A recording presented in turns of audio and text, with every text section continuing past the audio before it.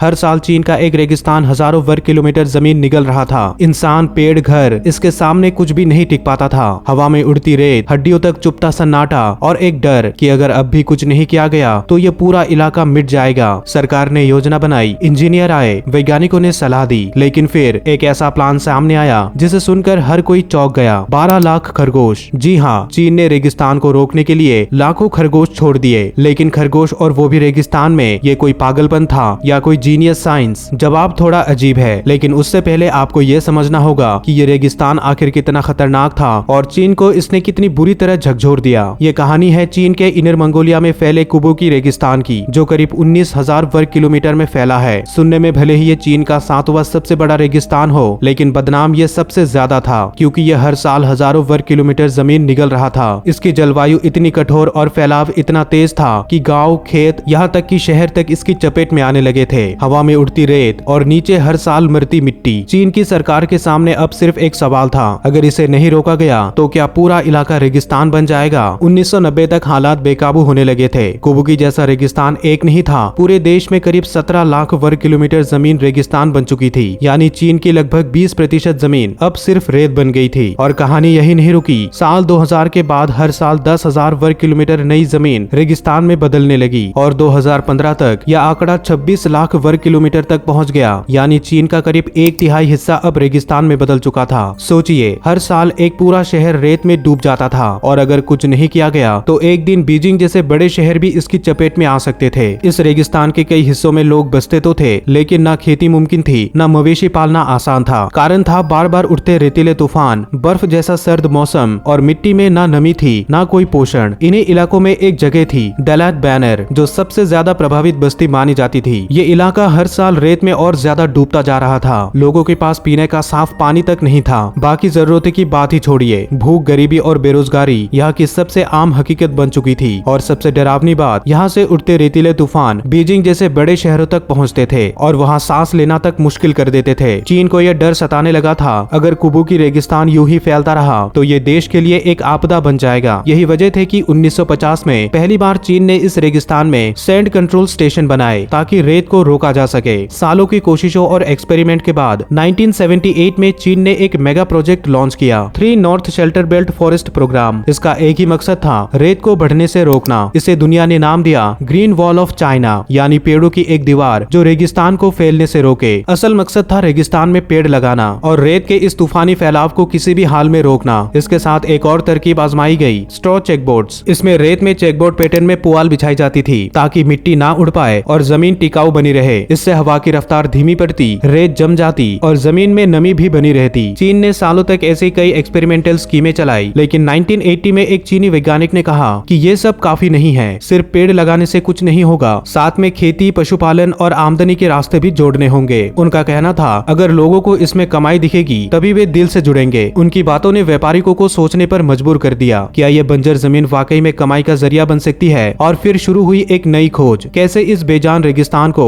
मुनाफे की जमीन में बदला जा सके। फिर एक दिन एक लोकल व्यापारी के दिमाग में एक ऐसा आइडिया आया जिसने पूरे रेगिस्तान की किस्मत बदल दी। उसने कुबुकी के दलात बानर इलाके में हजारों विलो पेड़ लगाने शुरू किए, ऐसे पेड़ जो सूखी रेतीली मिट्टी में भी तेजी से उगते हैं। इन पेड़ों की जड़ें जमीन में 300 फीट तक नीचे चली जाती है, यानी रेत को पकड़ने की पूरी ताकत। उसका मानना था यही पेड़ रेत को उड़ने से रोकेंगी और रेगिस्तान का फैलाव थमेगा। अब आपके मन में ये सवाल आ रहा होगा, इससे उसे कमाई कैसे हो रही थी? असल में विलो पेड़ का इस्तेमाल क्रिकेट बैट, दवाइयों और पेपर बोर्ड बनाने जैसे कामों में होता है। इतना ही नहीं, इन्हीं पेड़ों से सैलिसिलिक एसिड नाम का कीमती केमिकल भी निकाला जाता है, जो दवाओं में काम आता है। शुरुआत में उन्होंने हजारों पेड़ लगाए, लेकिन रिपोर्ट के मुताबिक इतना काफी नहीं था। फिर उन्होंने एक बड़ा दाव खेला, करीब 750 मिलियन युआन यानी 860 करोड़ रुपए झोंक दिए और 1 लाख एकड़ रेगिस्तान को हरियाली से ढक डाला। लेकिन कहानी यही खत्म नहीं होती। पेड़ तो लगाए गए, मगर असली चुनौती अब शुरू हुई। सूखी मिट्टी, तेज हवाएं और लगातार बदलता मौसम। इन पेड़ों को जिंदा रखना आसान नहीं था। कुछ महीने बीते और कई इलाकों में पौधे फिर से सूखने लगे। ऐसा लगने लगा था जैसे लाखों की मेहनत फिर से मिट्टी में मिल जाएगी। और तभी एक ऐसा आइडिया आया जिसे सुनकर बहुतों ने सिर पकड़ लिया, पेड़ बचाने हैं तो खरगोश ले आओ। पहली बार में यह बात मजाक जैसी लगी, लेकिन इसके पीछे जो विज्ञान था वो वाकई कमाल का था। इसके लिए चीन ने फ्रांस से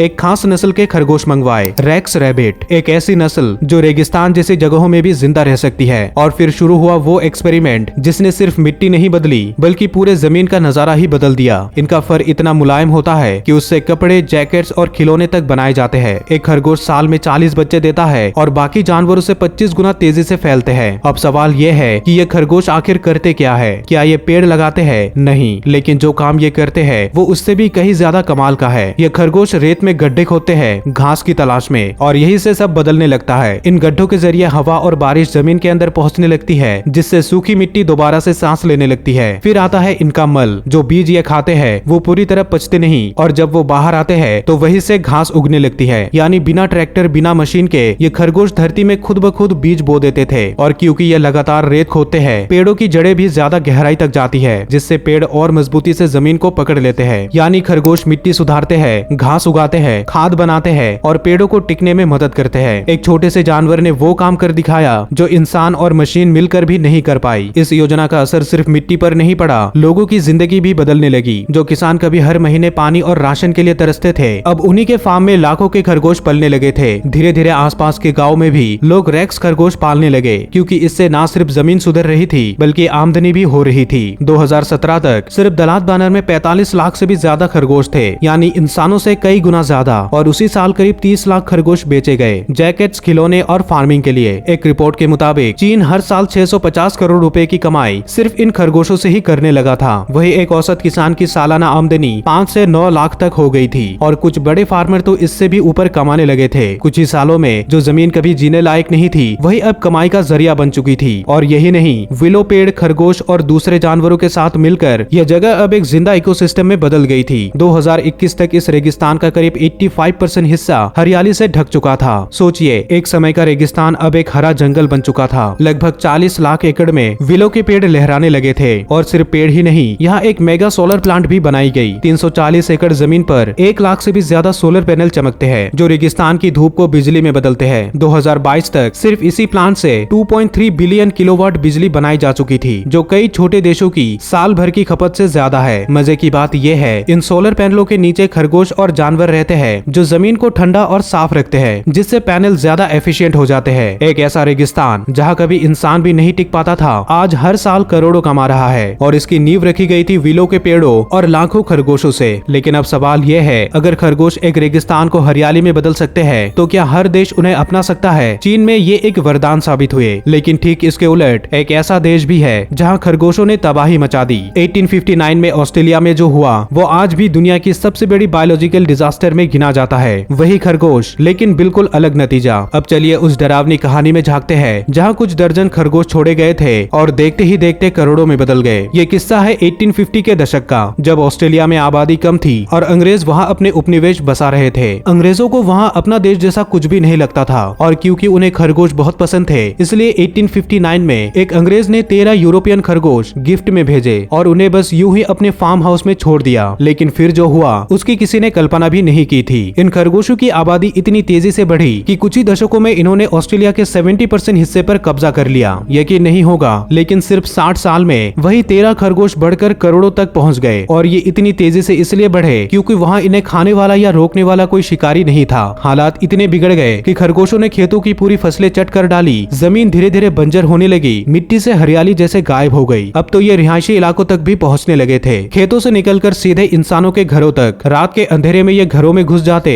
और जो कुछ मिलता उसे तबाह कर देते। सबसे डरावनी बात ये थी, हर दिन इनकी तादाद और बढ़ रही थी। लोग कहने लगे थे, अगर जल्द ही कुछ नहीं किया गया तो हमें ये इलाका छोड़ना पड़ेगा। इस पूरे हादसे को इतिहास का सबसे बड़ा पॉपुलेशन ब्लास्ट कहा जाए तो भी कम नहीं होगा। हर साल ये करीब 80 मील की जमीन पर फैल जाते थे और देखते ही देखते हर राज्य तक पहुंच चुके थे। कुछ जगहों पर बॉर्डर पर लंबी बाड़ लगाई गई, जहरीली गोलियां फेंकी गई ताकि किसी तरह खरगोश मारे जाए। लेकिन हैरानी की बात ये थी, कुछ भी काम नहीं आया। ये खरगोश जमीन से सुरंगें बनाते और वही छुप जाते। सरकार ने किसानों को इजाजत दी कि जहाँ भी बिल दिखे उसे तबाह कर दो, मगर अफसोस इससे भी कोई खास फर्क नहीं पड़ा। कुछ लोगों ने तो दावा किया कि इन जंगली खरगोशों ने उन पर हमला तक करने की कोशिश की। भूख की वजह से ये इतने चिड़चिड़े हो चुके थे कि इंसानों से भी भिड़ने लगे थे। आखिरकार ऑस्ट्रेलियाई सरकार ने एक बेहद कठोर फैसला लिया। कुछ जंगली खरगोश पकड़े गए और उनके शरीर में मिक्सोमाटोसिस नाम का एक खतरनाक वायरस डाल दिया गया। इसके बाद इन्हें वापस जंगल में छोड़ दिया गया। ये वायरस एक ऐसी दर्दनाक बीमारी फैलाता था जिससे खरगोश धीरे धीरे तड़पते थे और फिर मर जाते थे। दुनिया भर में इसकी आलोचना हुई क्योंकि यह पहली बार था जब किसी देश ने जानबूझकर एक वायरस फैलाकर जानवरों को को मारने की योजना बनाई थी, लेकिन ऑस्ट्रेलिया टस से मस नहीं हुआ और अगले कई सालों तक ये वायरस लगातार फैलाया जाता रहा। वायरस एक खरगोश से दूसरे खरगोश तक फैलता गया और लाखों खरगोश दर्दनाक मौत का शिकार हो गए। कभी 10 अरब तक पहुंची आबादी घटकर सिर्फ 1 अरब के आसपास रह गई थी।